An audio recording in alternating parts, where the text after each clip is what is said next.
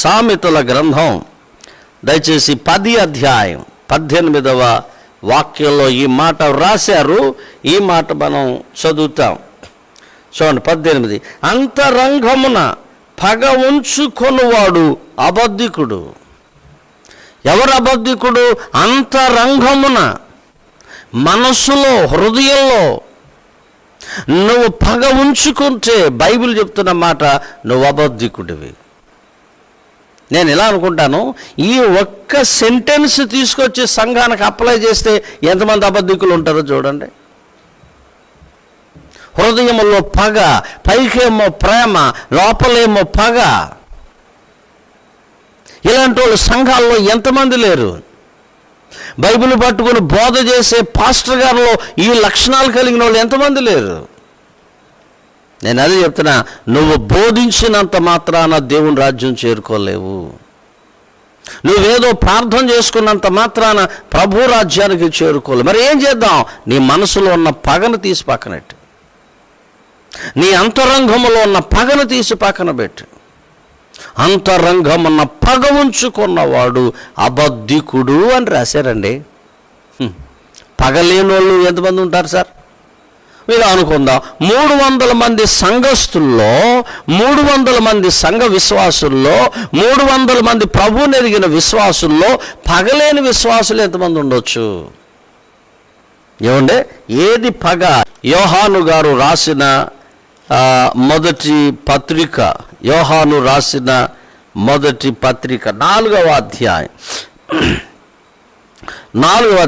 20వ వాక్యాన్ని నేను చదువుతున్నాను. ఎవడైనను, ఆ మాట మీరు అండర్లైన్ చేయాల, ఎవడైనను నేను దేవుణ్ణి ప్రేమించుచున్నానని చెప్పి తన సహోదరుణ్ణి ద్వేషించిన ఎడల అతడు అబద్ధికుడు. ఆనాడు అహాబు కాలంలో ఆ ప్రవక్తల ద్వారా దేవుడు వాళ్ళ నోట అబద్ధం ఆడించి ఆత్మ ఉంచాడు అని మనం చదివా, మంచిదే. అది ఆ రోజున కదా అనొచ్చు. కానీ ఇక్కడ రాయబడిన మాట చూడండి, ఎవడైనను దేవుణ్ణి ప్రేమిస్తున్నానని చెప్పి సహోదరుని ద్వేషిస్తే, ఈ లెక్కన చెప్పండి ఎంతమంది పరలోకం వెళ్తారు? ఈ లెక్కన ఎంతమంది దైవ సేవకులు దేవుని రాజ్యంలో ఉంటారో చెప్పండి. ఈ లెక్కన ఎంతమంది విశ్వాసులు దేవుని రాజ్యాన్ని స్వతంత్రించుకోగలరో చెప్పండి. ఆరాధనలో డ్యాన్స్ చేస్తే పరలోకం వెళ్తారా మనోళ్ళు? ఆరాధనలో అల్లరి చేస్తే నిత్యరాజ్యంలో ఉంటారా మనుషులు? అంతరంగంలో పగ, అంతరంగంలో ద్వేషం. అదే రాశాడు ఇక్కడ. ఏం రాశాడంటే, నేను దేవుణ్ణి ప్రేమించుచున్నానని చెప్పి తన సహోదరుని ద్వేషిస్తే, ఈ వేళ జరిగేది ఏంటో చెప్పినట్రా, ప్రేమకు బదులు ద్వేషం. ప్రేమకు బదులు ద్వేషం అండి. 10 మంది దైవ సేవకులను తీసుకొచ్చి అందులో పర్సంటేజ్ లెక్క పెట్టండి, ద్వేషం లేని వాళ్ళు ఎంతమంది ఉంటారు చూడండి. సరే, అన్ని పక్కన పెడితే వాక్యం వింటున్న నీవు ద్వేషిస్తున్నావా? నిన్ను ఒక్కసారి ప్రశ్నించుకో. ఎవరి గొడవో నీకు వద్దు, ఎవరి సంగతో మనకు వద్దు. నువ్వు ద్వేషిస్తున్నావా, ప్రేమిస్తున్నావా? సంఘాన్ని ప్రేమిస్తున్నావా, ద్వేషిస్తున్నావా? వ్యక్తిని ప్రేమిస్తున్నావా, ఆ వ్యక్తిని ద్వేషిస్తున్నావా? చిన్న మాట, ద్వేషిస్తే అబద్ధికుడివి, ప్రేమిస్తే దేవుని బిడ్డవి. సరే, అతను నాకు చాలా అన్యాయం చేశాడండి, అతను నువ్వు ప్రేమించాల్సిందే.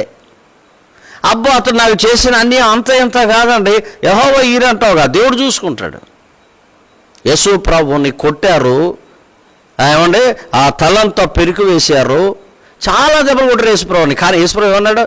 వీరేమి చేయుచున్నారో వీరికి తెలియదు ప్రభువా, వీరిని క్షమించు.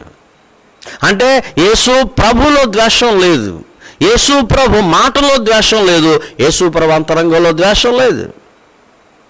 క్రీస్తు యేసునకు కలిగిన ఈ మనసు మీరును కలిగి ఉండండి అన్నాడు.